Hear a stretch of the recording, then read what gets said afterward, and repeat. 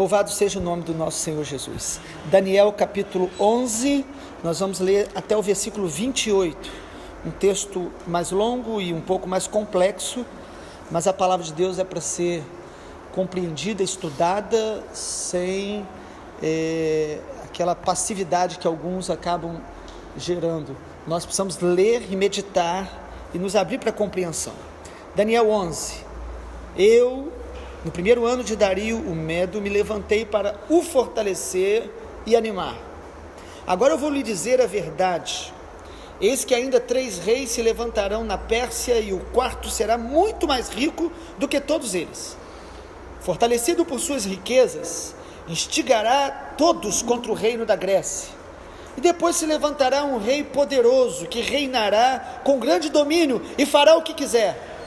Mas no auge do seu poder, o seu reino será quebrado e repartido para os 4 ventos do céu, mas não para a sua posteridade, nem com o mesmo poder com que ele reinou. Porque o seu reino será arrancado e passará a outros fora de seus descendentes. O rei do sul será forte, mas um dos seus príncipes será mais forte do que ele, e reinará, e será grande o seu domínio. Mas depois de alguns anos, eles se aliarão um com o outro. A filha do rei do sul casará com o rei do norte, para estabelecer a concórdia. Ela, porém, não conservará o seu poder, e ele não permanecerá, nem manterá o seu poder, porque ela será entregue juntamente com os que a trouxeram, o seu pai e aquele que a tomou por sua naqueles tempos. Mas em lugar dele se levantará um renovo da linhagem dela, que avançará contra o exército do rei do norte, entrará na sua fortaleza, lutará contra eles e prevalecerá. Também levará como despojo para o Egito os deuses deles, as suas imagens fundidas e os seus objetos preciosos de prata e de ouro. Por alguns anos ele deixará o rei do norte em paz. Depois este avançará contra o reino do rei do sul, mas voltará para sua terra. Os seus filhos farão guerra e reunirão um grande exército. Um deles virá apressadamente, arrasará tudo, passará adiante, e voltando levará a guerra até a fortaleza do rei do sul. Então o rei do sul ficará furioso, sairá para atacar o rei do norte. Este reunirá um grande exército, que será entregue nas mãos do rei do sul. O grande exército será levado, e o coração do rei do sul se exaltará, derrubará milhares, porém não prevalecerá. Porque o rei do norte voltará, reunirá um exército ainda maior do que o primeiro, e depois de alguns anos virá com um grande exército e abundantes provisões. Naqueles tempos, muitos se levantarão contra o rei do sul. Também os violentos do seu povo, ó Daniel, se levantarão para cumprirem a visão, mas serão derrotados. O rei do norte virá, levantará rampas de ataque, tomará cidades fortificadas. As forças do sul não poderão resistir, nem mesmo os melhores soldados terão forças para resistir. O invasor fará com o que bem quiser, e não haverá quem lhe possa resistir. Ocupará a terra gloriosa, e tudo estará em suas mãos. Resolverá vir com a força de todo o seu reino, entrará em acordo com o rei do sul. Ele lhe dará uma filha em casamento para destruir o reino do sul, mas isto não vingará, nem será para sua vantagem. Depois se voltará para as terras do mar e tomará muitas delas. Mas um príncipe porá fim à arrogância dele e fará com que pague por isso. Então voltará para as fortalezas da sua própria terra, mas tropeçará, cairá para nunca mais ser achado. Vou ler até o versículo 19. Irmãos, o livro Daniel talvez seja na Bíblia o livro que mais deixa claro o governo de Deus sobre a história, a soberania de Deus. Temos falado muito disso. O tema do capítulo 11 que nós temos colocado é o reino de Deus e os impérios humanos. Perceba que no capítulo 10, Daniel tem a visita do anjo Gabriel. O capítulo 11 é uma continuidade. A Bíblia não foi escrita em capítulos, os irmãos sabem disso. E aí, no capítulo 11, é uma sequência da revelação que o anjo traz para Daniel. E o que o anjo está falando? O anjo estava falando, amado, dos impérios humanos que estariam sendo levantados e derrubados no tempo logo posterior a Daniel. Daniel aqui está no Império Medo-Persa, aquele que venceu o Império Babilônico. E é importante olhar para o capítulo 11 de Daniel por algumas razões. Mesmo que seja um capítulo dos mais delicados para a gente entender, complexos, até porque fala de alguns reinos que às vezes a gente fica um pouco sem saber, mas com os estudos e com os bons eruditos da teologia, a gente percebe algumas coisas com mais clareza. Mas antes de falar do texto, é importante a gente lembrar então que o homem e as forças malignas, eles agem com uma certa liberdade sobre a terra. Vemos isso, Daniel 10 e 11, o anjo Gabriel mostrando para Daniel que haviam forças espirituais malignas por trás desses impérios e que os homens prosperariam, levariam a cabo seus desejos, suas vontades e suas malignidades, porque Deus dá permissão para o homem tomar suas decisões. Por isso que o mal prospera muitas vezes, mas sempre com o tempo determinado. O texto então de Daniel mostra o homem e as forças malignas agindo, mas Deus sempre estabelece limites. Deus estabelece limites. Quando vemos, por exemplo, a história é o homem escrevendo sobre o que aconteceu. A profecia é Deus falando do que vai acontecer. E Daniel 10 e 11 mostram coisas que iriam acontecer. A Bíblia é um livro profético. Daniel é um livro profético, escatológico, que nos ajuda a interpretar Apocalipse, em muitos aspectos. E aí, olhando para essas profecias, nós precisamos entender uma coisa muito importante sobre profecia. O propósito da profecia não é para que a gente saiba o futuro. O propósito da profecia é para que a gente perceba, creia e tenha temor, reconhecendo a soberania de Deus sobre toda a história. Esse é o propósito.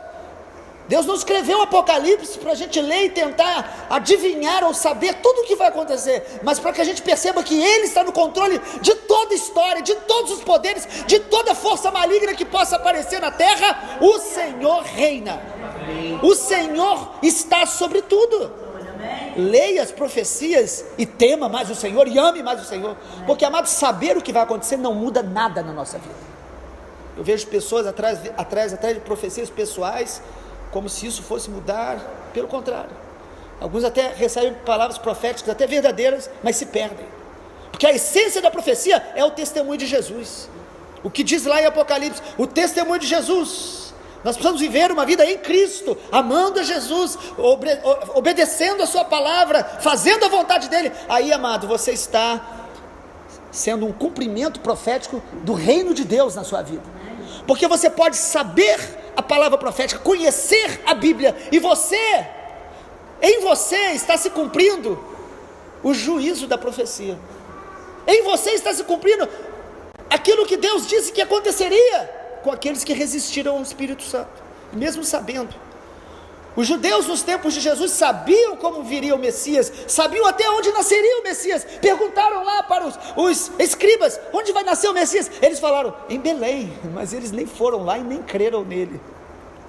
Teólogo às vezes sabe a geografia e sabe às vezes até a profecia, mas são os adoradores com o coração quebrantados que adoram, que se rendem e que participam do plano de Deus e do reino de Deus nos cumprimentos proféticos da história. Então o capítulo 11 e 10 de Daniel vai descrever essa profecia. Deus mostra para Daniel, através do anjo, detalhes do que ia acontecer com os impérios logo após o Medo-Persa. Para quê? Para que quando o povo lesse, os judeus lesse, a igreja no Novo Testamento lesse, para que a igreja na história lesse, percebesse, o nosso Deus está no controle de toda a história, Ele deve ser adorado, louvado e glorificado, e nós não devemos ter medo e nem temer os males que nós enfrentamos e que a terra vai enfrentar, nem o do presente nem o do futuro.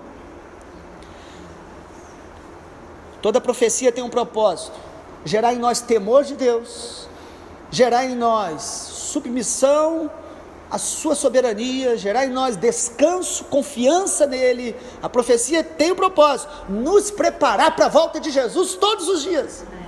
Ao ler que o nosso Senhor reina e Ele virá, nós devemos temê-lo, amá-lo, adorá-lo e manifestar o reino de Deus através de uma vida em Cristo Jesus. Esse é o propósito de toda a profecia.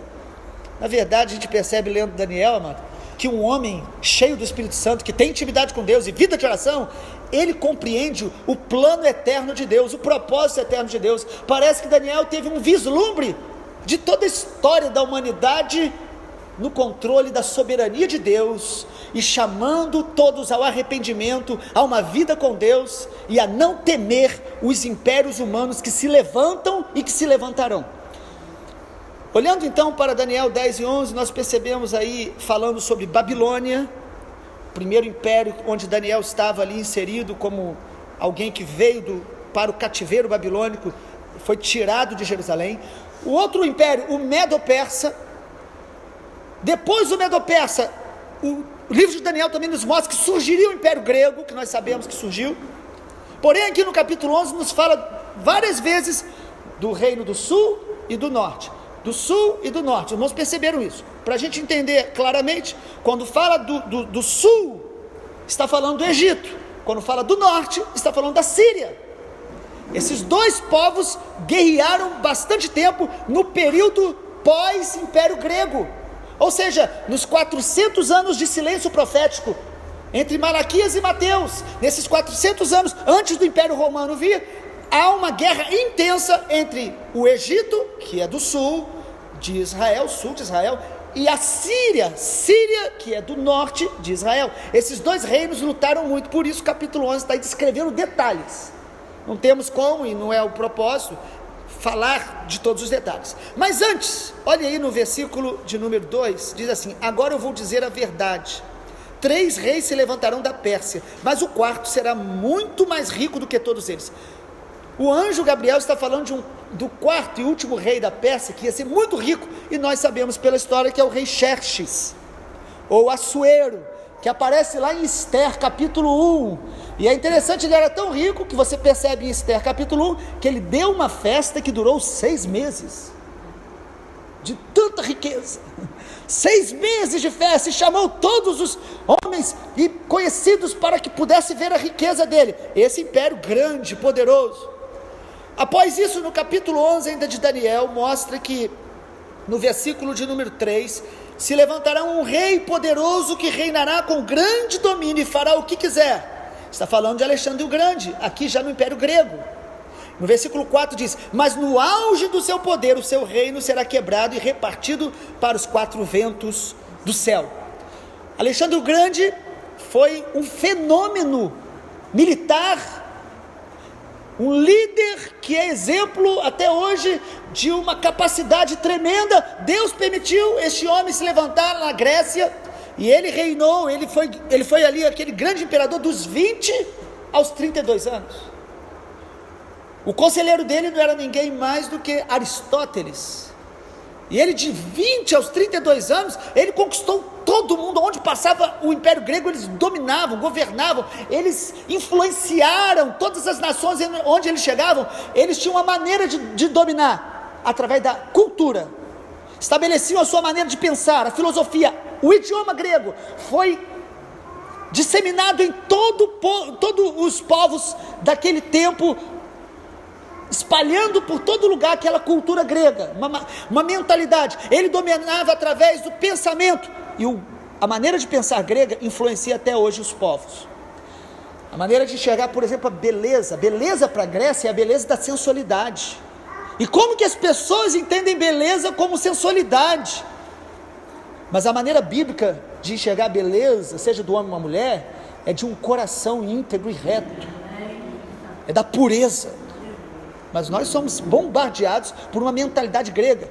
Perceberam, amados, os impérios bíblicos? A gente percebe que, na verdade, na visão e sonho que o Nabucodonosor teve daquela estátua, na verdade esses impérios, eles estão interligados, e eles podem ter acabado no mundo visível, mas no mundo invisível, todos nós ainda batalhamos contra a influência da Babilônia, da Grécia e de Roma, que são influências espirituais, que estão aí todos os dias tentando nos controlar e nos influenciar. Precisamos discernir isso biblicamente. Sabe qual era o propósito de Alexandre o Grande? Reconstruir a Babilônia. Mas em Isaías 13:19, Deus disse que não seria reconstruída a Babilônia. E aí o texto de Daniel 11 diz que ele seria destruído no auge do seu poder, versículo 4, no auge do seu poder, seu reino seria quebrado.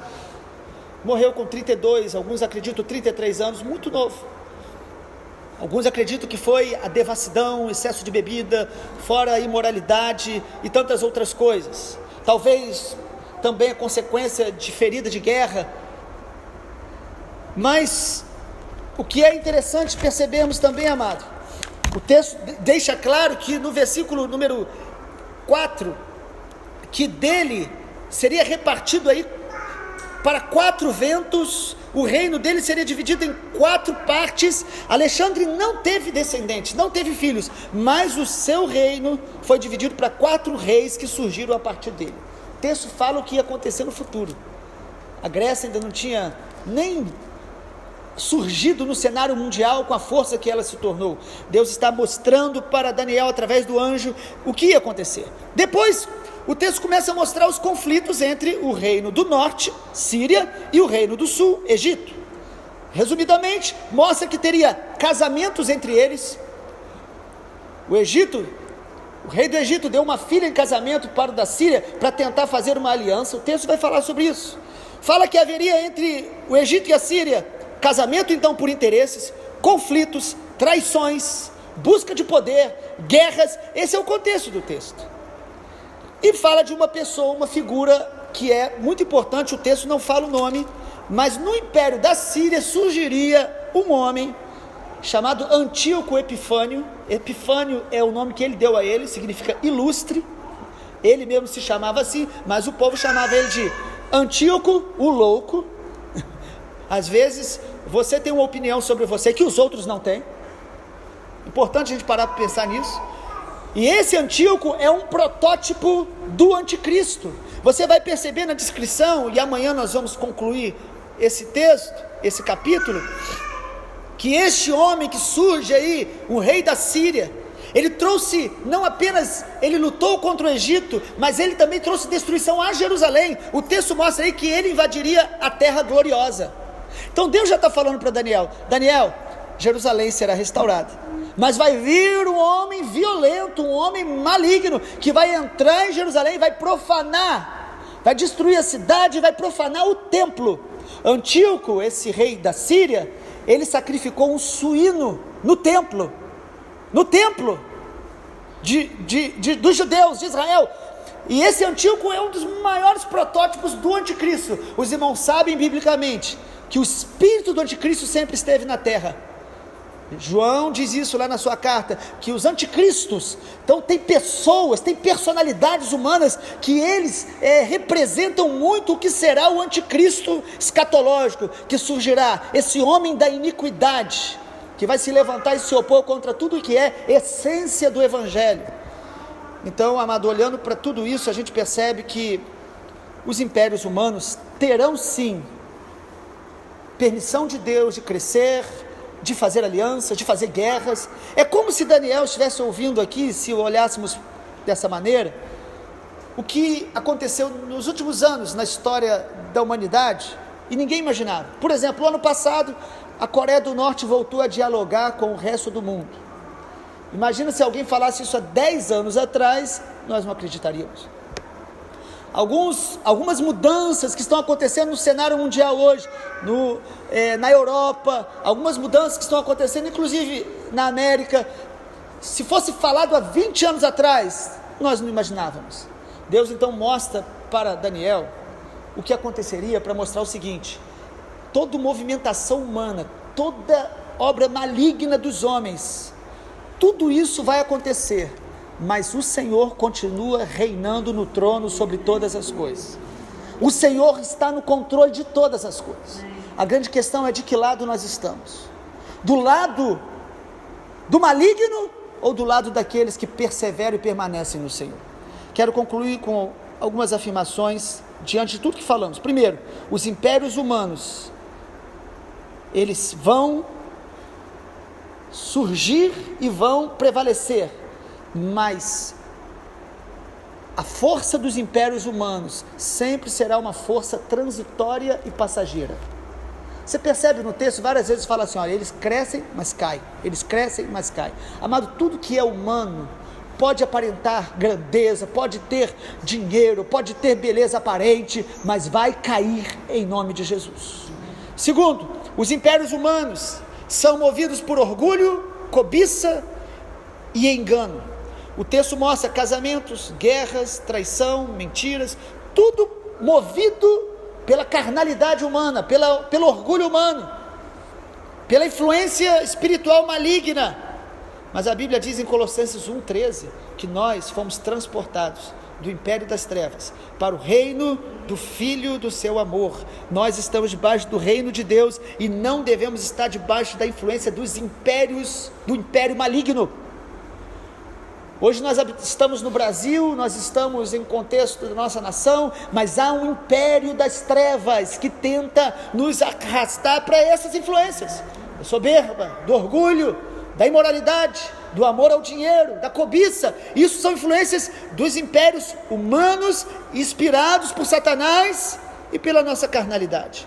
E a influência do império greco-romano, por exemplo, está na cultura, na arte, na política, na maneira da gente se relacionar e até mesmo dentro das igrejas. Nós precisamos perceber o que é influência do reino de Deus e o que é influência do império das trevas. Estar num contexto eclesiástico não nos livra da influência espiritual do mundo maligno. Por isso a Bíblia o tempo todo, o alerta do Novo Testamento é que a gente permaneça em Jesus, permaneça na palavra, que venhamos a nos despojar do velho homem, que venhamos a resistir ao diabo e ele fugirá de nós, porque existem impérios espirituais ou o império das trevas que tenta nos afastar do propósito de Deus. E concluo dizendo, os impérios humanos, eles estão preparando o caminho para o anticristo. O anticristo, o espírito do anticristo já está agindo na terra, mas toda a influência dos impérios humanos, eles tentam preparar o caminho para a vinda do anticristo. Por trás do sistema que hoje muitos não percebem, humanista secular, hoje nós lutamos contra o humanismo secular, inclusive nós realmente dentro da igreja. Se você busca Deus apenas para sentir uma emoção, se você busca Deus apenas por causa de uma bênção, amado, você pode estar sendo influenciado por um sistema que você nem sabe que existe. Você está buscando o seu próprio ego, em nome de Jesus. Está por trás então um sistema humanista secular, que busca, o que é o humanismo? O humanismo é você buscar tirar a primazia de Deus, do propósito de Deus, da santidade de Deus, do temor de Deus, da palavra de Deus, da nossa vida.